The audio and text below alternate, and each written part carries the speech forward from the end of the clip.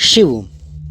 सामान्यतः आम इंसान में आभामंडल होता ही नहीं है। ज़्यादातर लोगों ने यह कह दिया है कि हर इंसान का आभामंडल होता है।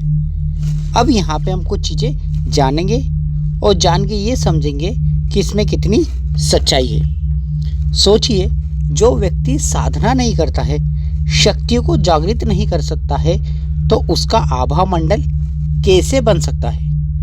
क्योंकि शरीर की जो ऊर्जा होती है, जिसे हम आभामंडल कहते हैं, यह सिर्फ शरीर, मन और मस्तिष्क को चलाने के लिए प्रकृति की दी हुई हमारा थोड़ा सा एक शक्ति का अंश है। अब वो अंश हम आभामंडल में कैसे मान सकते हैं?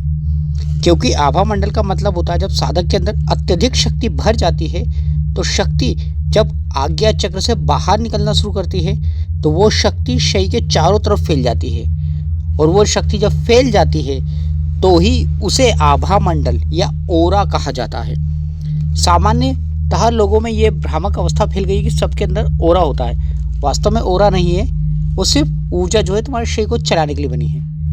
वहीं एक साधक जब साधना करता है, तो साधना की शक्ति अत्यधिक बढ़ती जाती है, तो उससे आभामंडल का निर्माण होता जाता है और आभामंडल के द्वारा वह ब्रह्म की शक्ति से जुड़ता जाता है, या कहें कॉस्मिक एनर्जी से कनेक्ट होता जाता है। क्योंकि अब शक्ति शरीर चलाने के लिए नहीं है, अब पूरे ब्रह्मांड से या कहें कॉस्मिक एनर्जी से मिलने लगी है। क्योंकि अब हमारे शरीर के अंदर सीमित नहीं है, वो शरीर से फैलती जा रही है। और जब फैलती है तो ब्रह्मांड से जुड़ती है, जिससे साधक को शक्तियों, पारलौकिक ताकतों का या कहे ब्रह्म का ज्ञान होता है। जब ब्रह्म का ज्ञान होता है तो साधक समाधि में जाता है। समाधि में जब जाता है तो उसका आभामंडल अत्यधिक बढ़ता जाता है, क्योंकि अब वो कॉस्मिक शक्ति या कहें ब्रह्म की शक्ति का एक अंश बन चुका है। और ब्रह्म की शक्ति का एक अंश मतलब 1000 करोड़ गुना शक्ति को हम एक अंश मानते हैं। क्योंकि ब्रह्मांड अनंत है, ब्रह्म निराकार है और उसकी शक्ति भी अनंत है। इसीलिए साधक को त्राटक साधना, आत्मसम्मोहन, समाधि का प्रयोग करना चाहिए, सीखना चाहिए, जिससे वो अपने आभामंडल को विकसित कर सके।